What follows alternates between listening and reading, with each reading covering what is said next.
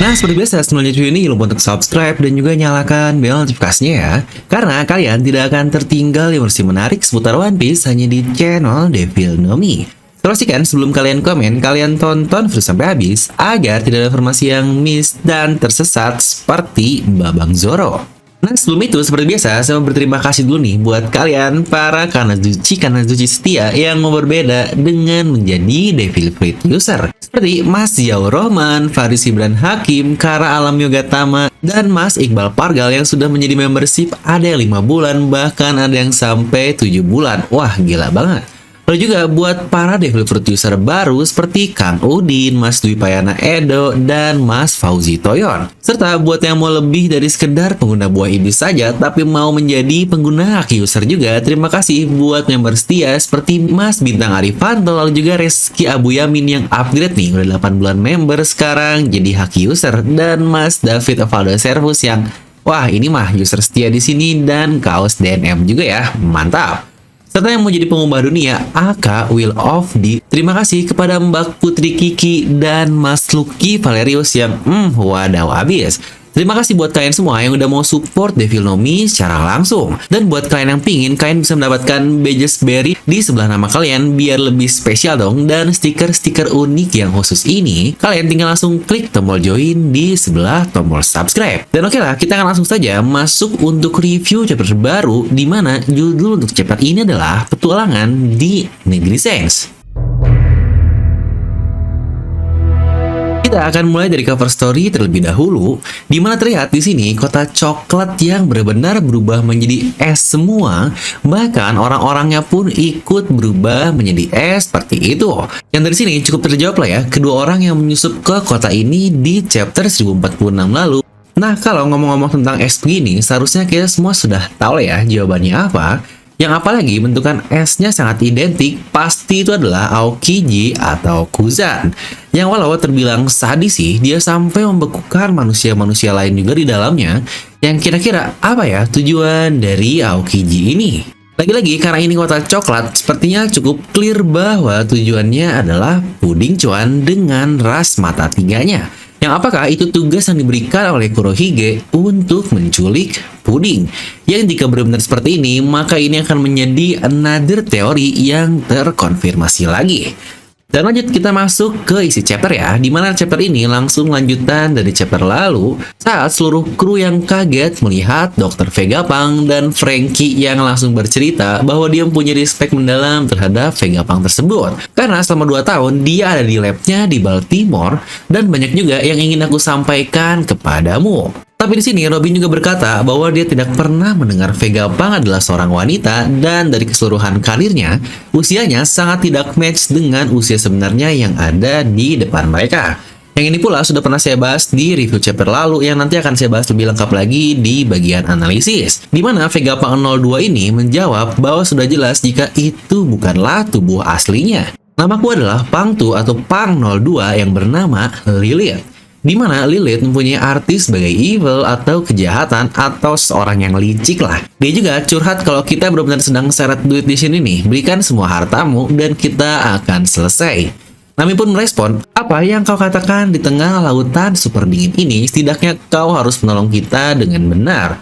Dan Lilith itu pun menjawab lagi, bukan nggak sudah kubilang aku tidak menolong kalian karena secara normal kapal biasa tidak akan bisa bertahan di lautan ini karena sudah dikelilingi oleh para monster laut senjata. Dimana sini kita bisa melihat ini benar-benar definisi monster laut dengan ukuran sepertinya 1:1 karena sangat besar sekali dan banyak juga. Jauh lah dibanding yang kita lihat di Fishman Island lalu, dan jika diperhatikan tiap robotnya punya nomor dengan tulisan Pang di sekitarnya. Yang bukankah itu mirip dengan Franky juga yang selalu ada BF atau Battle Franky di semua buatannya. Dan di tengah-tengah itu, Lilith mendapatkan telepon yang berkata, "Hey Lilith, apa yang kau lakukan? Apakah kau sedang looting lagi?" Aduh, looting mulu. Kau butuh harga diri sebagai seorang ilmuwan. Nah, yang menarik adalah dari sini, mereka berkomunikasi bukan menggunakan denden musi biasa loh, alias ini sudah advance lah. Langsung nyambung ke semacam headset yang digunakan oleh Lilith. Ya, wajarlah seorang saintis. Dan dijawab, "Berisik kau, Daka, apa kau bisa menambahkan budget hanya dengan harga diri saja?" Di mana Saka ini pula diambil namanya dari nama Buddha yang berarti kindness atau kebenaran atau keadilan lah ya, arti-arti yang cukup baik ada di Saka ini. Dia berkata bahwa mereka bukanlah bajak laut dengan tipe yang akan menyerah begitu saja. Itu adalah bajak laut topi jerami yang baru saja menjadi Yonko beberapa hari yang lalu. Dan dijawab oleh Lilith, aku tahu dan mereka mempunyai banyak sekali harta karun. Tapi dijawab lagi, maka kau berbuat kesalahan, dan Lilith lagi-lagi meresponnya, hah, kesalahan? Sudah jelas aku berhasil menangkap mereka dan tidak mungkin mereka bisa kabur dariku. Dan Saka menjawab lagi, kau benar-benar meremehkannya. Coba lihat pendekar pedang di kapal tersebut, dia adalah Kauzokugari Zoro dengan bounty 1.111.000.000 berry. Alasan kenapa dia sangat tenang adalah dengan jarak seperti itu, dia bisa membunuhmu dengan sangat instan. Sama halnya dengan yang ada di belakangnya, yaitu Nico Robin alias sang anak iblis. Dan dijawab lagi oleh Lilith, lalu apa yang bisa mereka lakukan kepada para senjata monster laut ini? Dan dijawab, orang kuat selalu melihat lebih dalam ke musuhmu sebelum mereka akhirnya akan membunuhmu. Maka kau pun harus bertindak secara hati-hati. Dan Lilith pun menjawab, jadi para idiot yang berbuat bodoh di sekitarnya hanyalah decoy atau umpan. Aku sedang lengah. Ya sebenarnya nggak bisa disebut decoy juga sih, karena emang mereka-mereka ini ya bodoh aja, selalu seperti itu. Franky Usopp yang kaget melihat banyaknya robot, Sanji yang lihat cewek, jadi ya memang bodoh-bodoh aja nih para kru topi jerami. Tapi ngomong-ngomong, kok Sanji nggak dimention ya? Cuma Robin dan Zoro doang, padahal dia juga punya bounty di atas 1 miliar berry. Apa mereka tahu Sanji nggak akan bisa nyerang wanita? Tapi ya sebenarnya untuk para monster laut buatan pun bisa diratakan dengan mudah sih oleh Sanji ini. Ya tapi oke lah, dimana di sini Zoro pun akhirnya mengambil alih dan berkata, Vegapunk, aku punya permintaan. Apa itu? Oke, yang wow, kira-kira permintaan apa ya yang akan dikatakan oleh Zoro ini? Yang kalau dilihat seharusnya mereka nggak bisa dengar sih percakapan antara Lilith dengan Saka karena tidak menggunakan Denen Mushi. Tapi gila juga ya, satu halaman ini beres abis lah untuk Zoro dan Robin yang diperlihatkan. Zoro yang emang kalem banget dari awal, yang udah siap megang pedang, dan satu panel bersama Robin yang menurut saya ini epic parah. Dan untuk Zoro, mana dia nggak pakai baju lagi, aduh, di tengah musim dingin yang parah seperti itu. Dan Saka pun menjawab yang ternyata dia ini adalah Pang number 1 atau Pang nomor 1 yang dengan tampilan seperti itu yang wah, ini benar-benar gila banget.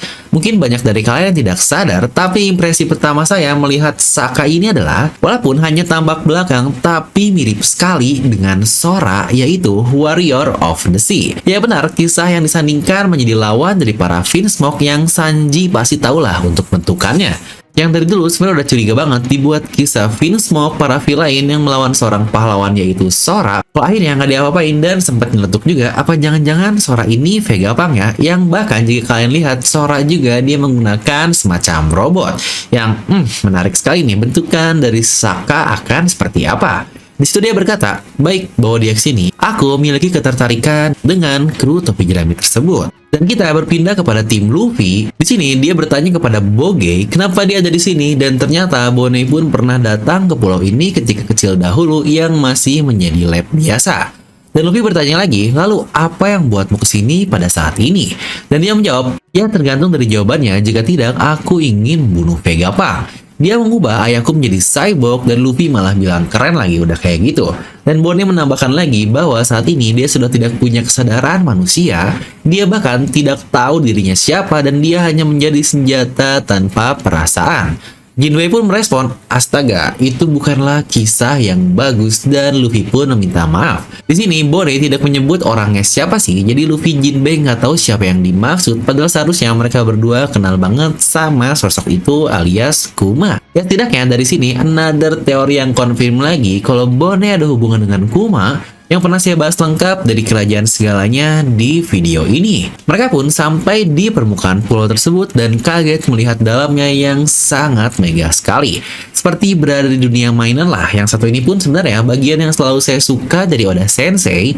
Dia selalu membuat tampilan pulau baru ini sangat detail dan bagus sekali. Tapi yang masih amazed aja, Waktu pertama kali diperlihatkan Pulau Zou seperti apa yang, wah ini detail parah. Dimana yang menarik adalah ternyata hampir semua wujud-wujud yang ada di sana itu bentukannya dari hologram. Benar, di Pulau 500 tahun ini sudah bisa menciptakan hologram yang sangat gila banget. Dan tiba-tiba muncullah seperti boneka raksasa yang berbicara sambil berkata bahwa ini adalah bagian selatan dari negeri. Dan merespon perkataan yang berkata kalau suhu di luar sangat dingin karena mereka sudah bisa membuat semacam AC atau air conditioning dan satu pulau yang bisa mengontrol suhu sebagaimanapun mereka inginkan. Yang ini akhirnya nih, ini adalah impian Vegapunk sejak lama ketika di pulaunya dahulu di Karakuri Island dengan suhu ekstrim, dan dia pun ingin buat penghangat bagi semua orang di negerinya. Sekarang dia sudah bisa menciptakannya di Pulau Egghead ini. Dan Luffy yang mendengar, aneh kok orang ini bisa ngomong ya. Iseng banget malah dia tonjok dan kaget ternyata tonjokannya kena dan dibales lagi. Yang tanpa sengaja, Luffy pun terlempar ke mesin makanan tadi yang bisa menciptakan makanan dengan sangat instan dengan berbagai macam-macam menu. Yang di sini, melihat Luffy, Chopper, dan Bonnie bener-bener cocok banget lah mereka bareng-bareng kayak gini. Yang pasti bentar lagi nih langsung banyak tim Next Nakama yang ngomong. Yang kalau dilihat seharusnya usia Bonnie ini masih sangat muda. Kuma aja di usia 47 tahun setelah 2 tahun menjadi cyborg, yang gak aneh lah kalau Bonnie masih berusia 20 tahunan yang seumuran dengan Luffy dan kawan-kawannya. Yang pantas sih sifat kekanak-kanakannya masuk banget dengan Bonnie yang selalu kita lihat. Ya toh mereka memang masih seumuran, yang kalau gini bukankah makin mantap kalau kita inget chapter lalu ketika dia ganti baju. Mantap banget. Ya, Jinbei sebagai pak tua di sini cuma jadi pengasuh doang. Dan lanjut, orang besar itu pun berkata bahwa air conditioning di sini sudah bisa mendeteksi temperatur di seluruh pulau. Jadi kita bisa mendeteksi semua orang, organisme yang ada di dalam pulau ini. Ya, ini ibarat pendeteksi suhu lah yang kita tahu saat ini juga ada. Dan dia pun melanjutkan lagi, jika kita bisa mengeluarkan uang lebih banyak lagi, bahkan kita bisa mengontrol cuaca yang ada. Tapi dunia belum memiliki cukup modal untuk teknologi seperti itu. Yang sepertinya ini akan menjadi clue untuk Nami di pulau ini. Ya, masalah keuangan lagi-lagi disindir di sini selain kata-kata oleh Pang 2 atau Lilith tadi.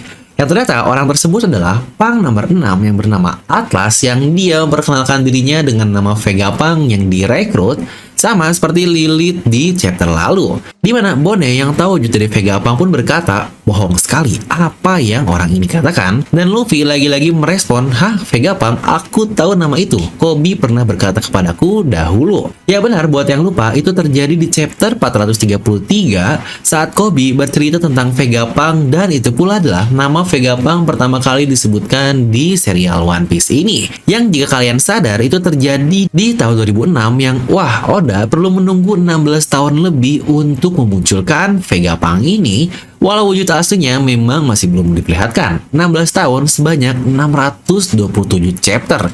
Yang ini gila banget sih, karena ini adalah karakter paling lama yang dari awal namanya disebutkan sampai akhirnya dimunculkan. Dan karakter kedua adalah Jinbei dengan 459 chapter dari chapter 69 ke chapter 528. Ya, ini trivia saja. Dan kita berpindah ke tengah laut dan diperlihatkan para anggota CP0 sedang dalam perjalanan menuju ke Pulau Egghead. Dan itu adalah Lucci, Kaku bersama dengan Stussy. Di sini Lucci berkata, jadi dalam kata lain, apa yang harus kita lakukan? Aku pun menjelaskan bahwa Vegapunk itu sebenarnya satu orang, tapi itu saja sudah terlalu besar untuk seorang jenius dan dia pun sangat sibuk. Dia bahkan tidak punya banyak waktu, maka kau tahu peribahasa, saya bahkan meminta bantuan dengan kucing kan? Yang ini mempunyai arti seorang yang sangat sibuk sehingga membutuhkan bantuan lain. Dan dengan itu mungkin Vegapunk berpikir, lebih baik aku sebarkan diriku menjadi 6 orang. Dan itulah akhirnya kucing-kucing tersebut yang kesemuanya adalah Dr. Vegapunk, yang akhirnya itulah asal mula kenapa ada Pang 01 sampai Pang 06. Dan di sini pun kita bisa melihat ada 6 Pang, dari Pang 01 Saka sampai Pang 06 yang bernama York atau Desire. Yang ini untuk lengkapnya akan kita bahas di bagian analisis juga. Nah, di sini sebenarnya ada sedikit kesalahan di mana gambar untuk Pang 06 yang ditemui Luffy dia mengenalkan namanya adalah Atlas, tapi jika dari deskripsi Kaku, Atlas adalah nama untuk Pang number 5. Dan Pang nomor 6 bernama York, yang berarti seharusnya ditemui oleh Luffy ini bernama York. Ya ini biasanya bakal direvisi di versi komiknya nanti sih. Yang lalu banyak juga yang langsung bilang kalau wah ini Vegapunk seperti Pain Nagato di Naruto nih. Yang ini juga kita bahas di bagian analisis ya. Jadi pastikan tonton video ini sampai selesai. Lucci pun menjawab, menjadi jenius benar-benar merepotkan ya. Dan mereka berkata untuk kita simpulkan kita perlu mengembalikan bocah sialan ini ke Pulau Egghead dan membunuh Vegapunk. Itulah misinya. Di mana sini kita melihat ada Seraphim Kuma yang dibawa oleh mereka. Lagi-lagi terlihat sepertinya ini wujud Kuma kecil ya, karena tubuhnya tidak sebesar Kuma aslinya sekarang. Dan Kaku menjawab bahwa lab dipenuhi oleh barang-barang berharga, lakukan, tapi kita harus berhati-hati akan hal itu. Dan Lucci berkata lagi, membunuh orang paling berguna di dunia ini, apa ini ada hubungan dengan insiden Lucia beberapa hari yang lalu? Dan Stussy pun menjawab, ya aku tidak akan menjawab itu, terutama bagi seseorang dengan intuisi yang bagus sepertimu. Dan Kaku juga merespon, nah itu, kumohon jangan bawa-bawa aku Lucci, dan chapter pun berakhir di percakapan tersebut. Nah, dan seperti biasa, kita akan masuk ke sesi analisis. Buat yang cuma butuh review, kalian bisa langsung skip dari bagian ini ya. Pertama, mari kita bahas dulu dari Vegapunk ini sendiri, yang terutama pecahannya atau turunannya dari Punk nomor 1 sampai Punk nomor 6. Dimana hal ini pernah disindir juga di video review lalu dan beberapa video bahwa saya berkata jika itu jelas bukan Vegapunk asli, karena dari usia yang tidak sejalan dengan tubuhnya yang tepat seperti perkataan Nico Robin di sini juga. Dimana menurut saya waktu itu pun, jika ini atau orang-orang ini bukanlah android atau robot seperti yang banyak diprediksikan. Karena perlu diingat, jika Vegapunk sudah mengerti tentang blueprint kehidupan atau line X Factor, cukup mudah baginya untuk menciptakan manusia-manusia lagi. Sama lah seperti kata-kata Yonji bahwa manusia bisa diciptakan. Ya setidaknya another teori yang terkonfirmasi juga yang banyak juga ya teori yang terkonfirmasi di chapter ini. Wah, OTW jadi cenayang nih.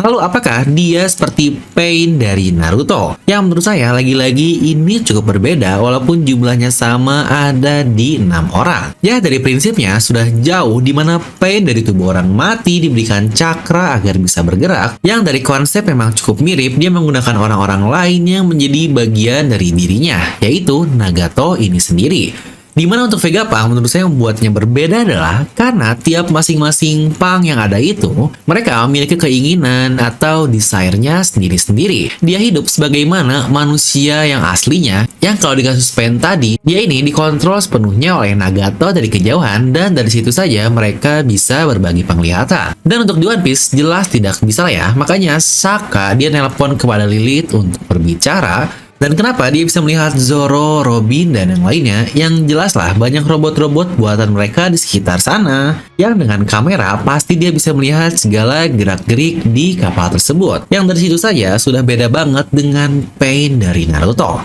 Lalu yang menarik menurut saya juga adalah nama dan sifat dari para Punk ini.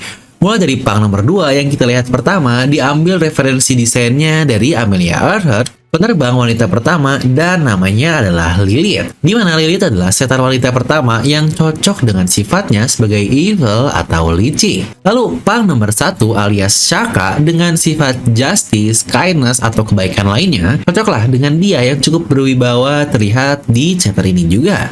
Namanya Shaka diambil dari nama Buddha dan wujudnya seperti yang saya katakan tadi, jangan-jangan mirip seperti Sora, sang pahlawan lautan. Lalu Punk nomor 6 yang bernama seharusnya York ya, di sini dari deskripsi Kaku, di mana untuk York sendiri diambil dari mitologi dan legenda tentang sebuah negeri kaya dan banyak hal lainnya. Yang untuk desainnya menurut saya malah cukup mirip seperti Astro Boy versi cewek, bahkan dia menggunakan jetpack juga. Di mana 3 yang belum terlihat adalah Edison atau Punk nomor 3 yang jelaslah diambil dari sang penemu luar biasa yaitu Thomas Alva Edison. Dia memiliki sifat sebagai emosi dan pemikir. Lalu Punk nomor 4 yang mempunyai nama Pythagoras. Ya benarlah, seorang ilmuwan juga yang nemuin salah satu rumus yang sangat penting di dunia ini.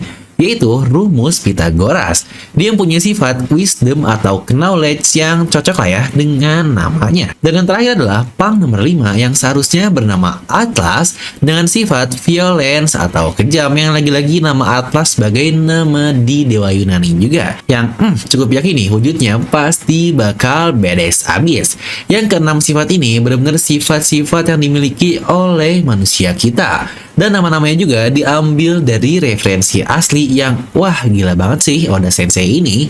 Dimana yang paling menarik juga adalah wujud dari Pang ini tidak semuanya manusia normal. Karena untuk Pang nomor 6 saja, dia ini sudah bocah berukuran raksasa. Jadi penasaran nih gimana ya sisa-sisa dari Pang yang lain apakah berwujud berbagai ras.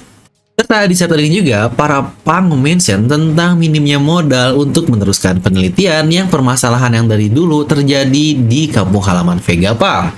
Apakah topi jerami akan membantu menemukan solusi tentang keuangan ini? Dan bagaimana Zoro di highlight di chapter ini saja benar-benar bikin merinding banget sih.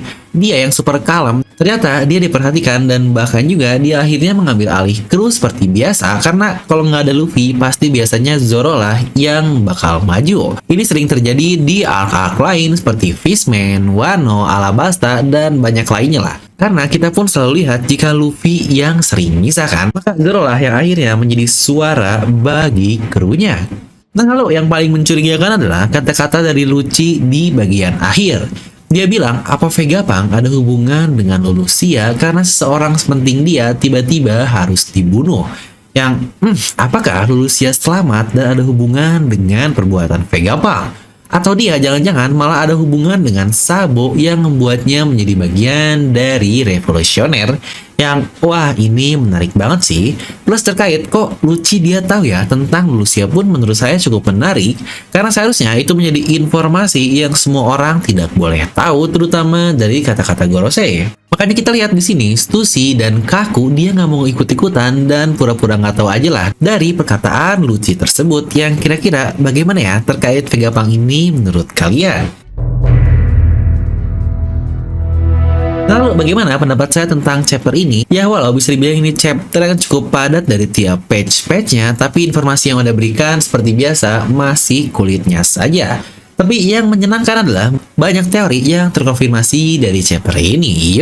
Terutama momen Zoro yang badass abis dan Bone yang cocok banget nih sama Luffy dan Chopper. Benar-benar bikin happy aja ketika ngelihatnya. Apakah mungkin dia akan jadi next nakama? Coba tuliskan pendapat kalian di kolom komentar. Yang overall menurut saya untuk chapter ini adalah 8,5 dari skala 10. Untuk plot kedepannya kayaknya sih Luffy dan kawan-kawan bakal bantu nyelamatin Vegapunk dari si Pino. Ya walaupun kenapa ya harus Lucci dan Kaku lagi yang muncul, kayak kan mereka sudah selesai untuk permasalahannya. Untuk Stussy sih favorit banget. Dan minggu depan tidak libur ya. Nah, gimana nih buat yang udah nonton movie Red, makin cinta nggak sama karakter utama kita di sana, yaitu UTA alias Uta-chan. Yang sejujurnya saya sendiri benar-benar takjub sama pengkarakteran dari satu karakter ini yang seperti versi wanita dari kapten kita, Luffy. Nah, buat kalian yang udah sayang banget sama Uta sampai pingin kaosnya, kami dari DNA Merch masih ada nih kaos spesial edisi Uta yang hanya diproduksi 10 pieces saja. Jadi kalian gak perlu malu bakal pakai kaos yang mirip dengan orang lain karena eksklusif tidak akan diproduksi lagi. Yuk buat yang pingin, harga ada di 156.000. Ya benar, 56 AK Gomu angka spesial Sencho kita. Dan di edisi spesial juga kali ini akhirnya kami merilis non kaos yaitu Gizmo, ada topi, imani, dan lanyard yang kece ini untuk menambah variasi outfit kalian. Dan untuk pembeliannya masing-masing bertotal 200.000, tapi dengan bundle Gizmo ini kalian cukup bayar 150.000 saja. Ingat lagi-lagi, ini cuma terbatas untuk 30 pembeli saja loh. Telat dapat, ya nggak akan produksi lagi, sayang sekali. Jadi sewa cepat, dia dapat. Pembelian hanya bisa dilakukan melalui Tokopedia. Dan produknya sudah ada di Tokopedia dengan klik link yang ada di deskripsi video ya. Ingat, sewa cepat, dia yang dapat. Semoga kurirnya buat kalian Kuma ya, biar terreport langsung sampai. Nah, jadi itu untuk video kali ini. Kalian bisa langsung tuliskan pendapat kalian di kolom komentar di bawah. Dan seperti biasa, semoga kalian terhibur dengan video ini. Like aja kalian suka, dislike aja kalau suka, jangan lupa untuk subscribe dan juga share ke teman kalian. Gue Devil pamit, and I'll see you guys next time.